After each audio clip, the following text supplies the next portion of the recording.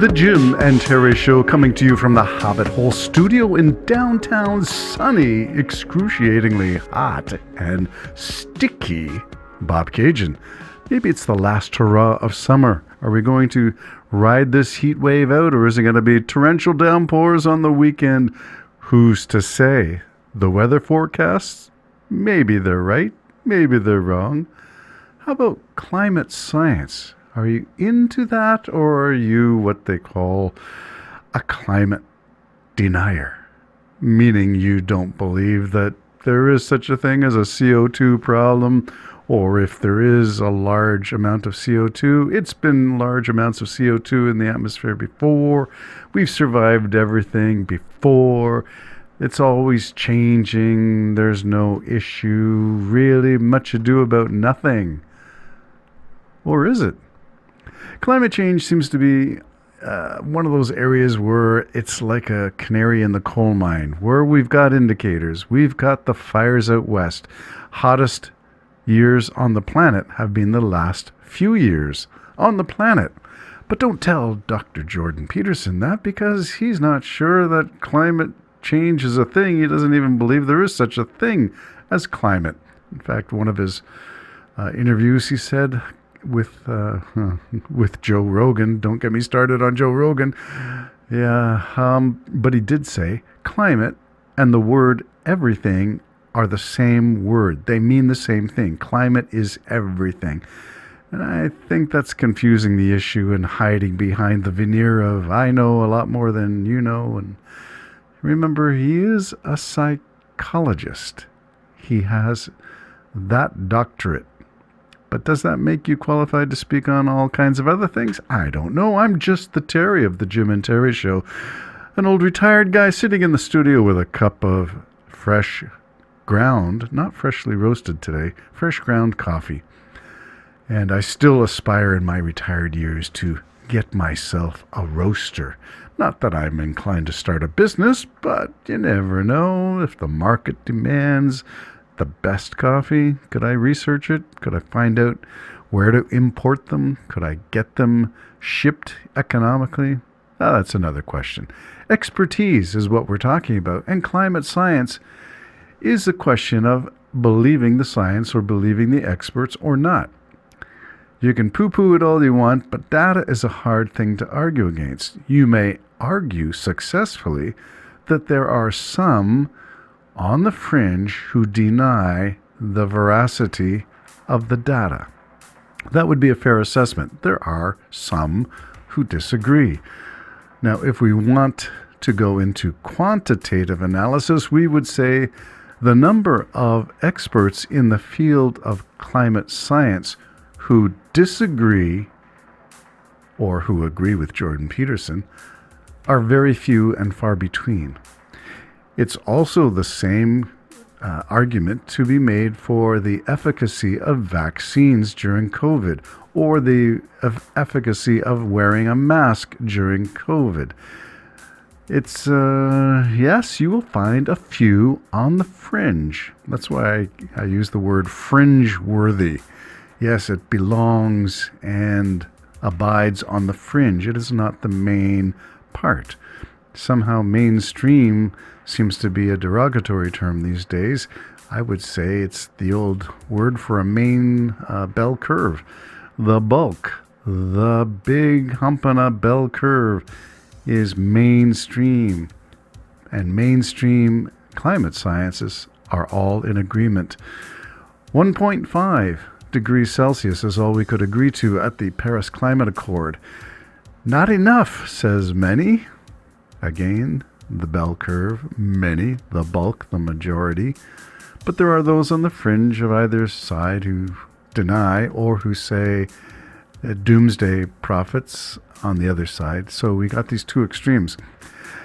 The world is one that we need to understand by expertise. And I'm going to bring into something that I got this morning from a podcast that I follow from an organization called Crier Media and the Daily, I think it's called the Daily Eager Beaver podcast. Anyway, two guys who I happen to find very caring and compassionate in their analysis and presentation of news. And that to me is kind of interesting. They're curating the news. They're not reporting, so they're not journalists. They're not in the field asking people questions. They are telling you, well, here's what was reported. And I wonder if it was reported the same way in this source or that source. And so we get a bit of comparative analysis, which I enjoy as well. I enjoy most of all the tone of compassion, of engagement, of listening, of trying to understand other people's points of view before swinging axe the tax on somebody's head. The sloganeering that I find to be offensive in this year, looking in Canada towards 2025 in a federal election, or in 2024 in November for the Americans. Expertise, the pollsters. I don't trust polls, but they seem to be shifting as we speak. I do like expertise. I do try to find the expertise, but it isn't a matter of doing press Google or talk to your phone and say, look up, tell me who, tell me what, tell me when, tell me where. The most important question is why, and often that question is not answerable in a Google search. You have to pull strands of facts and data together in order to answer the why as best you can. Why? Because we love you. Well, isn't that a great Mickey Mouse slogan? Gone are the days. This is going off madly in all directions, and I'm going to tie it in. I said I would mention this link to expertise, and I want to celebrate local journalists, not, as I have often mused in the past, 80% of Canadian media, mainstream media, is owned by American investors. Yeah, it's going to trickle down somewhere, like the proverbial GOP claim from Ronald Reagan on down of trickle-down economics. It never worked in economics, but I think it may work in editorial policies when people like Musk control Twitter, when people like Murdoch control editorial policies on Fox, on New York Times, on other editorial boards that they control media of. Yeah, but local journalists, I'm thinking, are beyond the ability to be bought. You might try to run them out of business, sue them into non-existence, which is a power struggle and a power play used by the wealthy to control the freedom of the press. You can't say that about me, but it's true.